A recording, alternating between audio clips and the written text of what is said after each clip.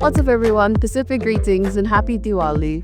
You're tuning into Bulatok, a youth-led podcast that's inspired by the Pacifica art of storytelling. And on today's episode, we're joined by Mr. Isimeli and Mr. Krishev. So, Isimeli, as an Ethiopian, what does Diwali mean to you? Oh, my first experience of Diwali was way back in the 77,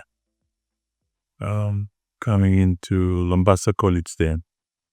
From Turkey background and then to be in the dormitory with, the majority of the kids at the dormitory were in the Fijians, and then, got to see and hear about Diwali there.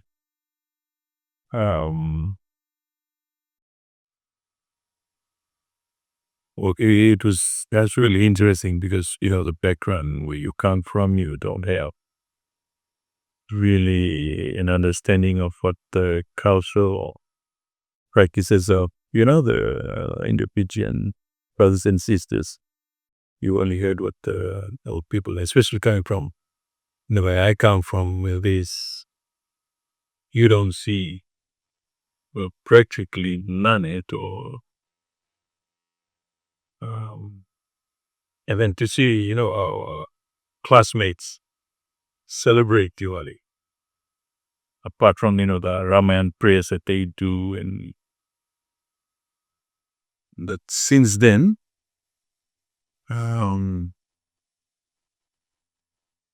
I've started to really sort of appreciate the meaning behind it, because it does, it does show around about who our Indian Fijian brothers and sisters are, yeah.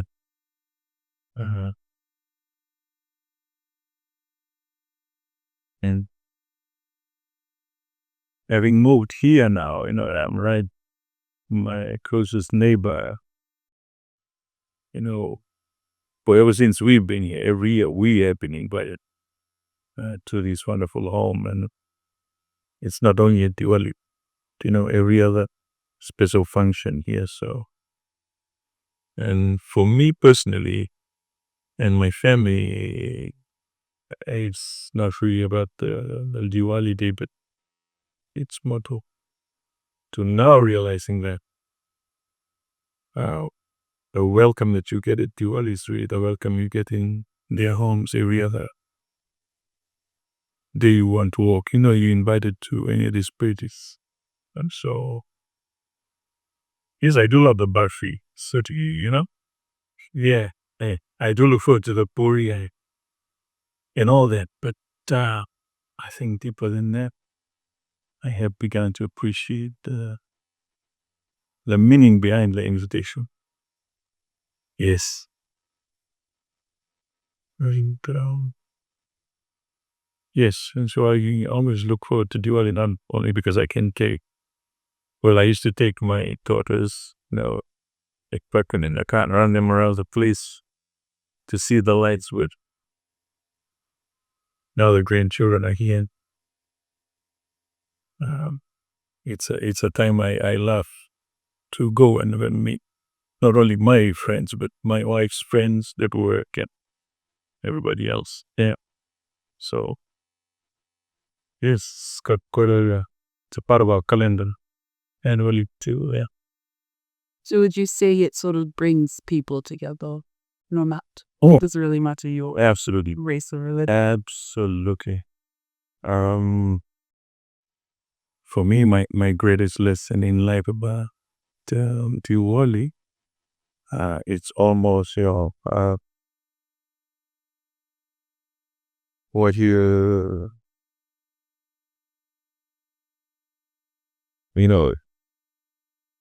I think they say it's almost a politician, probably. I know you shouldn't mention equality in this kind of term, but I certainly believe some of politicians have played the card game too long, of separation between risk. And this is one of the times that if we were to go, I as an indigenous Fijian, were to look properly and see the deeper meaning behind all this, well, it has taught me a lesson. My family.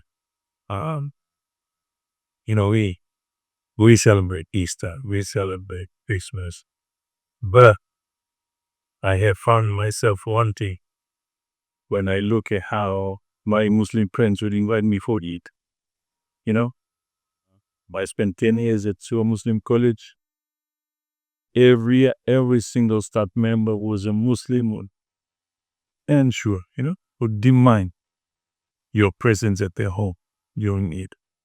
And my Hindu friends and our neighbors and my wife's friends, they insist that you, and I will be tomorrow night, be there to visit. And for me, it has taught me a lesson of, our Hindu friends and brothers and sisters and our Muslim brothers and sisters, they're absolutely welcoming to their home. Yeah. And it's something that, like, it really teaches me innocent. Sometimes I don't really, now I'm the same way. Yeah. I could be eating love next door and this and that. It's lucky if I see one of family next door, and then probably remember okay call it. But I suppose if we were to take just the insistence of welcoming to home on both sides of the cultural divide, I'm pretty sure Fiji probably then become the way the world should be. Yeah. Yeah. So that's probably my greatest breakthrough to do up there. I feel like it's one of those sort of, I wouldn't say festival, not like a holiday that sort of brings people together, but not just that, it speaks in the spirit of harmony, especially amongst all the different race Bittery DG. True. And you find that, what, we'll see this tomorrow night. Absolutely, and how I wish, our media could highlight, going around the place to actually see and visit homes while the different races are visiting this, brothers and sisters' homes and bring that out to the forefront rather than sometimes, the TV news just shoots over the lights. Okay, beautiful lights down, but here and there. I suppose if they walk right into the homes and stayed there for a while and see how many people front up to one of these people's home, I'm not sure, how many families to go through. But since these guys stayed up till midnight, and it could probably be 30, 40 families, visiting all the night.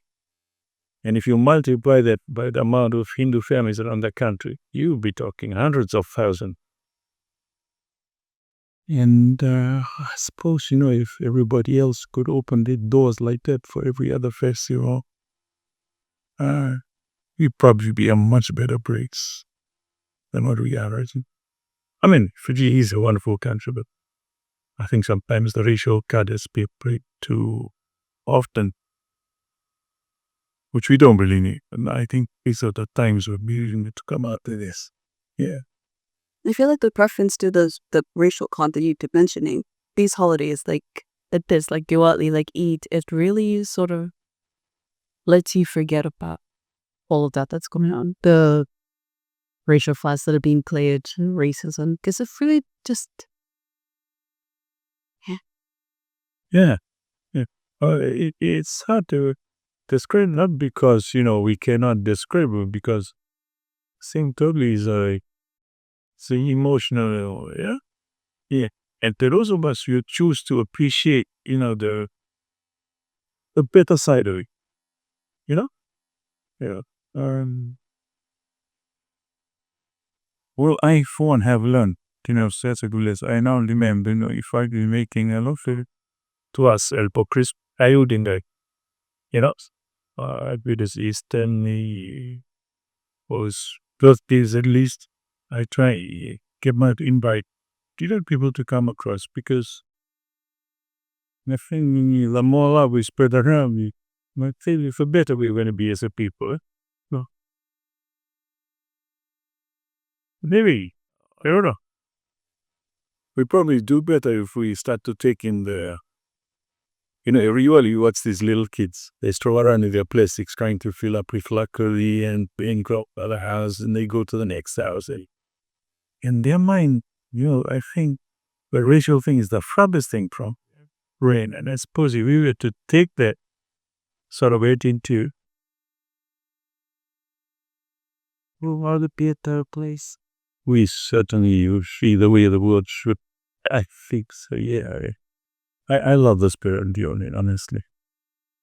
And I don't just go because I love, like I say, there are certainly a few sweets that, I'm my sweet tooth and I love Easter. But it's because I totally now begin to understand that when these people invite you to come, they're not trying to get any other thing apart from the fact that they simply just want you to come and share their home with you for a few minutes, share a joy, share a food, share the, and then you go away so much closer and so much better. Yeah.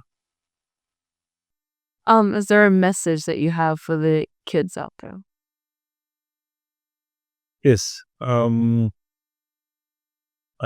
go back just to one instance. Shows of the year during the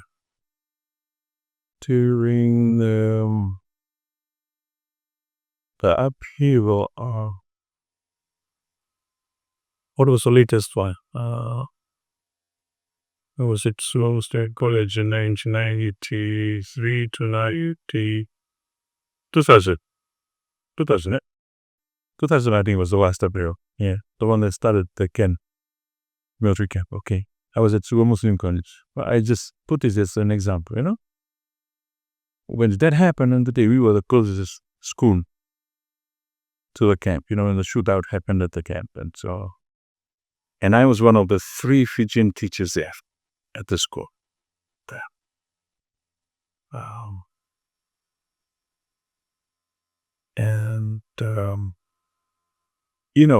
In the Fijian kids who were there at the time, you have you've been teaching and caring for all of this. Instantly, the mood changed. Because I understood what was happening in the camp was the cool over again.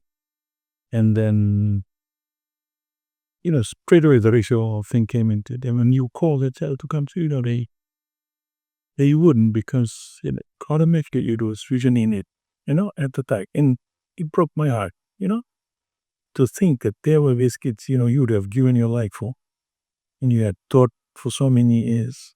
There were kids that I took from Form 1 right after Form 7. Who simply turned away because I was a EKG Swedish man, he was an Indo-Fijian kid. And, I was fortunate enough because some of the kids didn't have transport. And I was the only Fijian teacher who had transport at the time. And so we brought together all the Indo-Fijian kids who, and, I had to explain it over again. Simply just to tell them, what? I need to be Indo-Fijian, but I'm the only and the safest way you can get home today. So you need to wait here. You're getting my car, and I can take you safely through because they won't stop me. And so we did.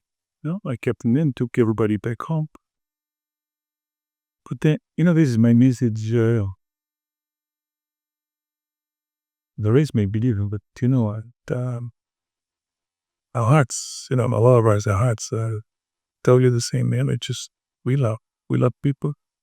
And if we get to spend the time to try and understand one another, we walk at each other's home so much more. Now, I have Indo-Fijian friends, places like I could walk in and straight to the kitchen and ask for curry.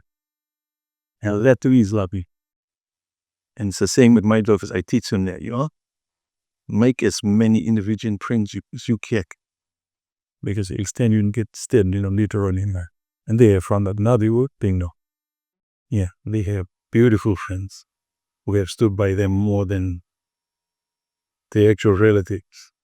And so this is my message to the, especially to the Itaukei kids here. get to make as many friends as you can of individuals. They're not different from you. You know, they love just like you. They want to live just like you. They know the Kijis that can't just like you. Yeah, and I suppose it makes you so much a better person when you can love free right across the race rather than just being so particular to your own. Joining us as well on this podcast, as you could probably hear playing in the background here, is cherished. And he is a youth music artist. And he's done shows. He's done shows, yeah. Right. And I think you're here to play for us. So you playing a song? Slay.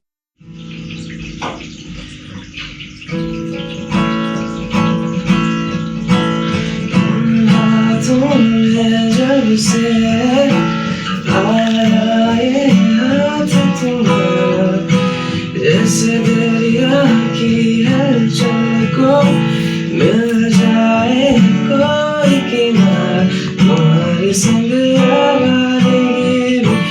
आवारगी भी लेती है जैसे सुकून तुम्हारे संग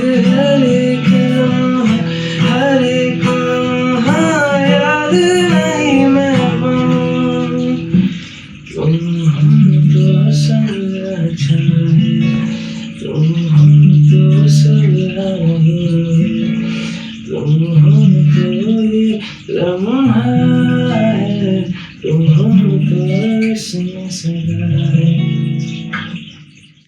Do you want to give the audience a brief introduction about yourself, some of the shows that you've done, and you came into music in the first place? The reason I came into music was because of my dad. So we saw the potential in me, and then he was the one who just talked to people. Yet, can I get a chance of singing on stages? And then after I got the chance, and I approved myself that I can be a singer. I performed with the international artist called Savita Singh. She came from Trinidad, and a well-known band in PG Bandage Band. I perform with them sometimes, and sometimes I just do my individual shows. Thank you for tuning in. This has been Bulatok. And from all of us here at the Vodafone ATH Foundation, happy Diwali!